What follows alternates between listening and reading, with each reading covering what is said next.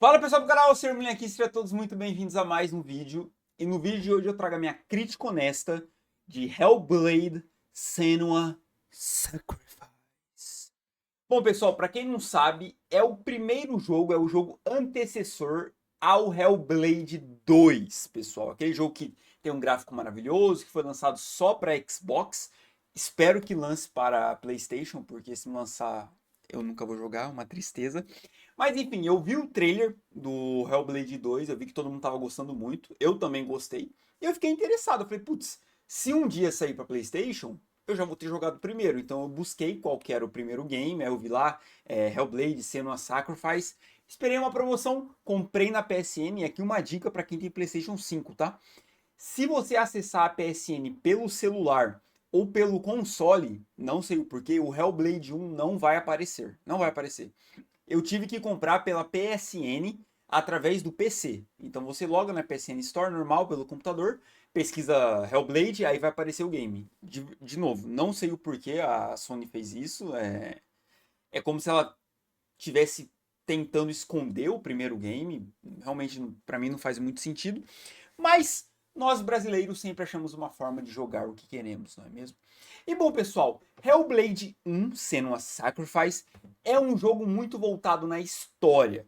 Não tem escolhas como Life is Strange, Until Dawn, Heavy Rain, mas é um jogo focado em história. Tem sim combate, tem. Não é o melhor combate dos mundos, assim, quadrado é o ataque leve, triângulo é o ataque pesado, aí R1 você se defende, se você apertar R1 no momento exato, você contra-ataca. Bolinha, se eu não me engano, você esquiva. E X você corre, você vai para cima do personagem. Eu não lembro se é X ou se é R3, enfim. L3. São combates muito simplificados. Então, independentemente do inimigo que você estiver enfrentando, seja o chefão, seja inimigos mais comuns, a mecânica é a mesma. E a dificuldade também é a mesma, tá, pessoal? Porque quando você enfrenta um chefão, se você decorar o estilo de luta, quando ele vai golpear, quando você consegue contra-atacar, quando você consegue se esquivar, todas as lutas ficam fáceis. As mais difíceis, para mim, são mais no final do game, que é quando eles colocam mais de um inimigo por vez.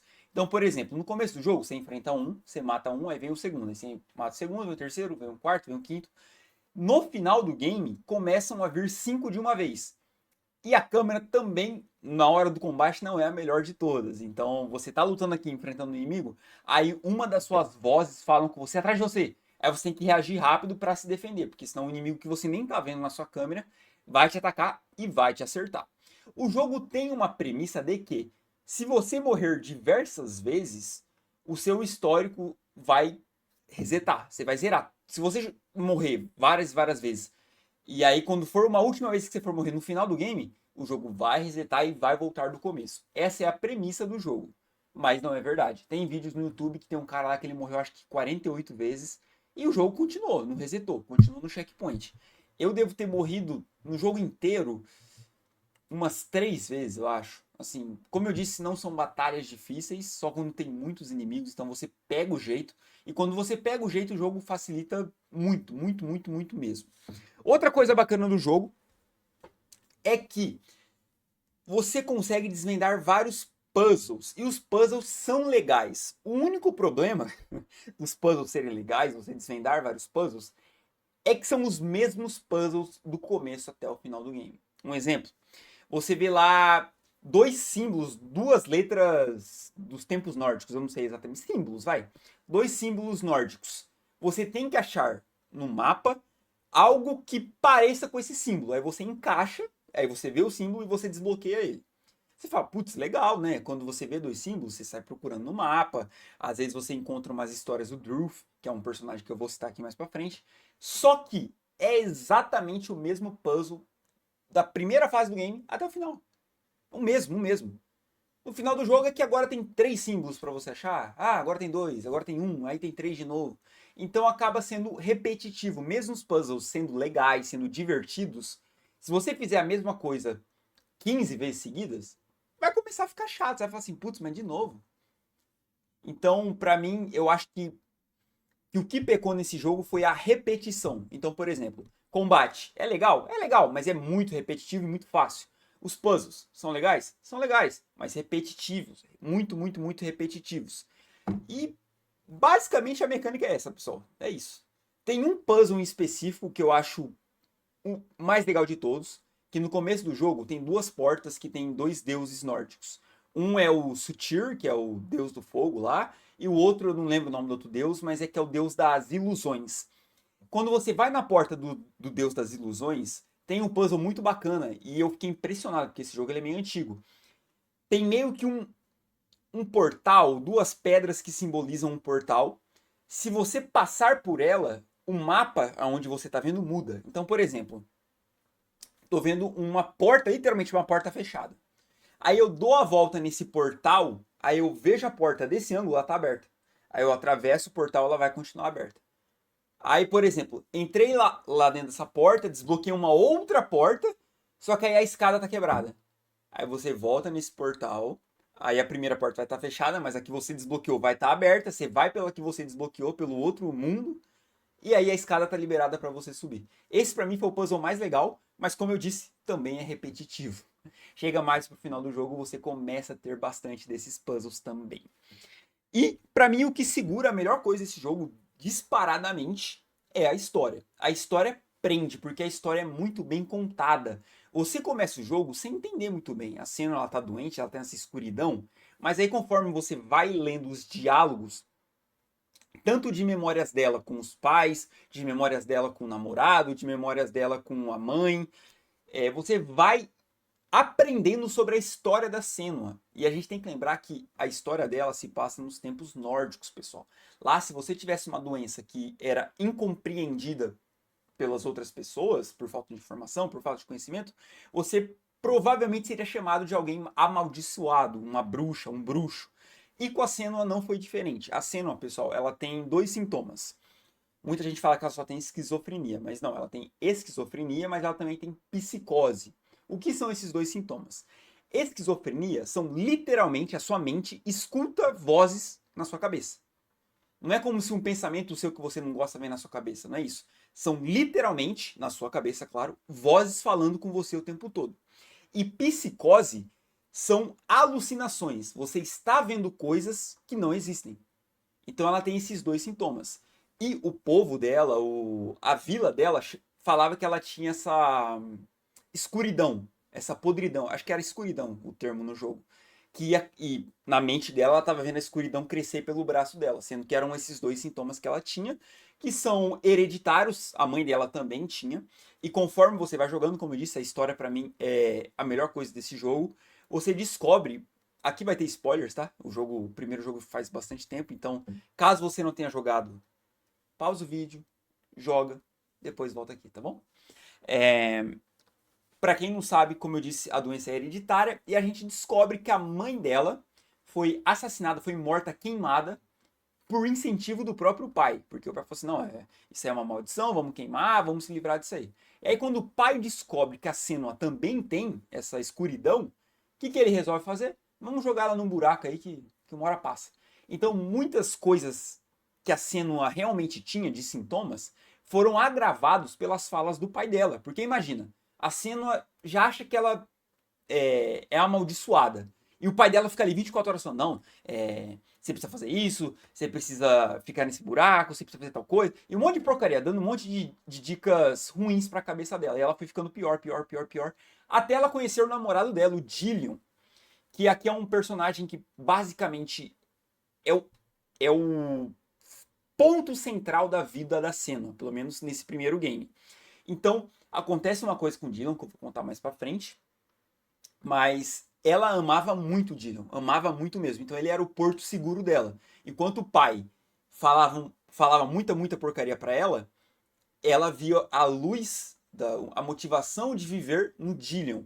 Na mãe também, mas aí a mãe acabou morrendo porque o pai era doido também, né? Enfim. Aí o que acontece? Passa um tempo, chega uma praga na vila onde a Senua vive.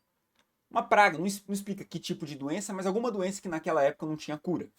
E aí leva o pai do Dillion, o pai do namorado dela, o sogro da Senua, a falecer. E ela se culpa. E ela acha que ela que matou o pai do Dillion, e ele, por ser bonzinho, ele fala assim, Senua, não tem nada a ver, tipo, é uma doença que várias pessoas da vila morreram, né? Não foi você que causou isso. Mas ela se sentiu tão culpada que ela decidiu sair da vila. Ela decidiu ir morar na floresta, ir morar no mato, para não causar mal a outras pessoas que ela gostava. E aí nós conhecemos o personagem Drew. Tudo isso através de histórias e diálogos, né? E a minha interpretação, claro, durante a gameplay. O Druf é um personagem que a Senua conheceu na floresta, que ele estava todo queimado, e explica a história dele. O nome dele era Findan. Ele foi capturado pelos nórdicos. Ele entregou muitos tesouros para os nórdicos, né, muitas localizações, porque ele entendia a linguagem dos nórdicos. Só que ele viu uma brecha para escapar, através de um fogo, de uma queimação. Ele passou pelo fogo, se queimou e encontrou a Senua. E a relação deles não durou tanto tempo, porque várias histórias que ele contava para ela era já nele no leito de morte. Ele já tava morrendo, porque ele tinha se queimado pra cacete. E ele foi contando várias e várias histórias dos nórdicos pra Senua. E a Senua imaginou que, tipo assim, é um cara meio doidinho, mas que é simpático. E a Senua não via muito sentido nas histórias dele, porque, putz, quem são esses nórdicos, sabe? Nada a ver. Até o momento em que ela decide voltar para a vila dela.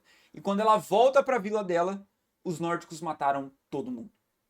E principalmente o Dillion, eles fizeram um ritual que eu acho que se chama Asa de Sangue, alguma coisa assim. É um ritual bem maldoso, bem cruel, e fizeram isso com o namorado dela. A única pessoa que ela amava e que cuidava, sabia cuidar dela.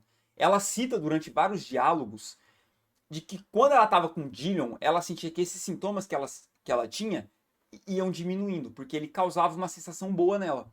E quando ela perde ele, ela fica muito puta.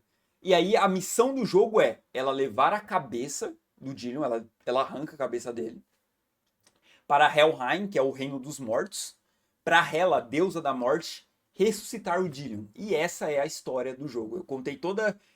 é claro que você só vai descobrir todos os detalhes que eu tô citando aqui pra vocês quando você zera o jogo, porque você vai juntar uma peça com a outra e tal.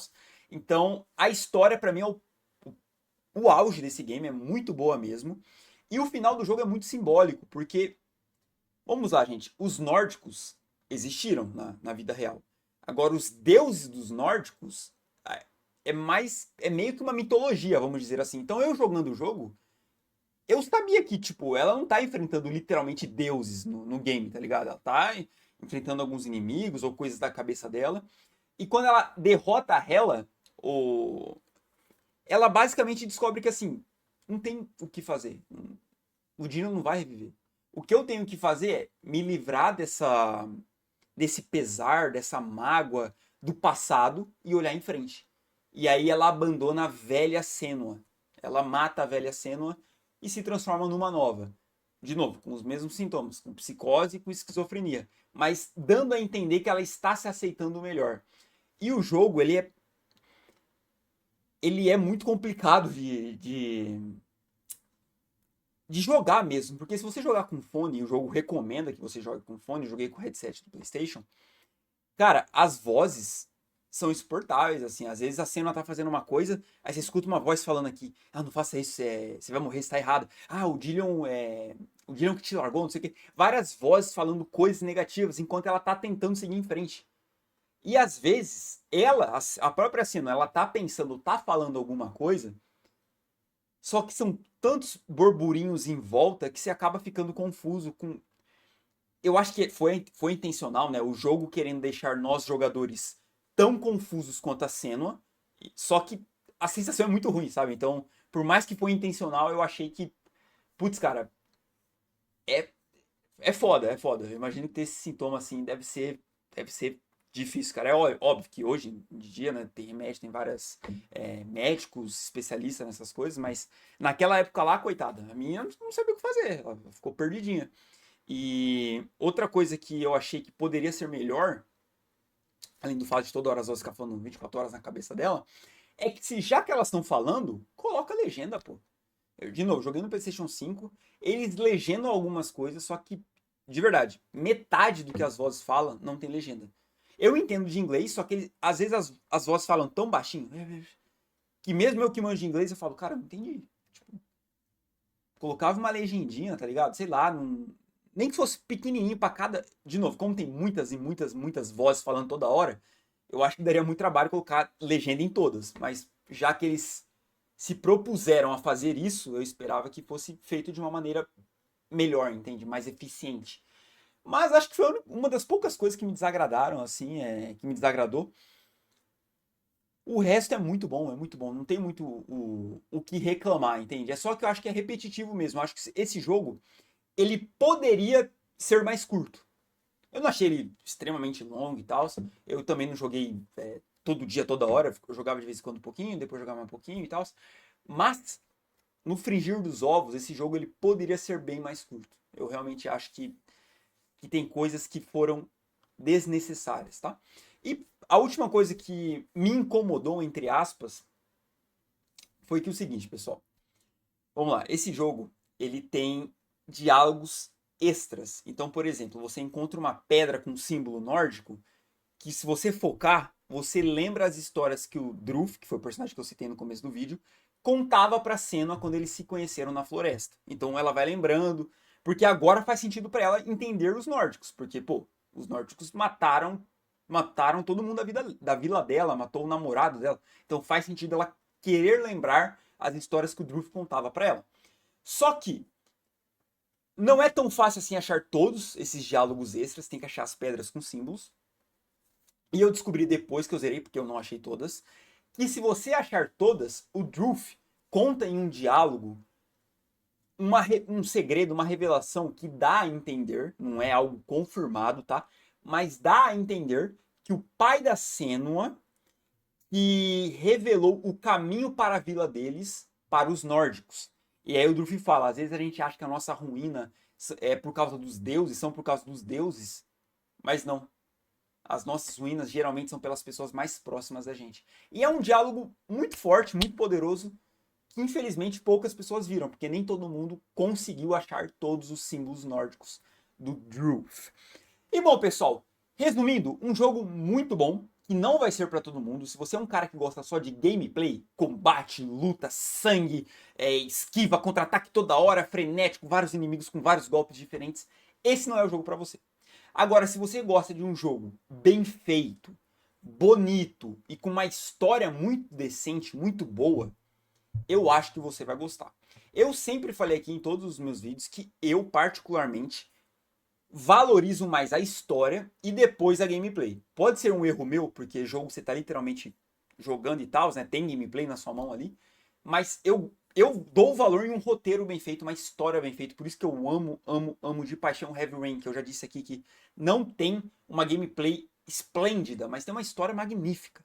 E aqui em Senua's Sacrifice tem uma história muito boa, pessoal, muito boa mesmo, que eu acho que vale a pena até para você conhecer pessoas que têm esses sintomas parecidos com a Senua, você entender melhor desses sintomas, eu acho que é muito bacana, principalmente nos dias de hoje, pós-pandemia, etc e tal.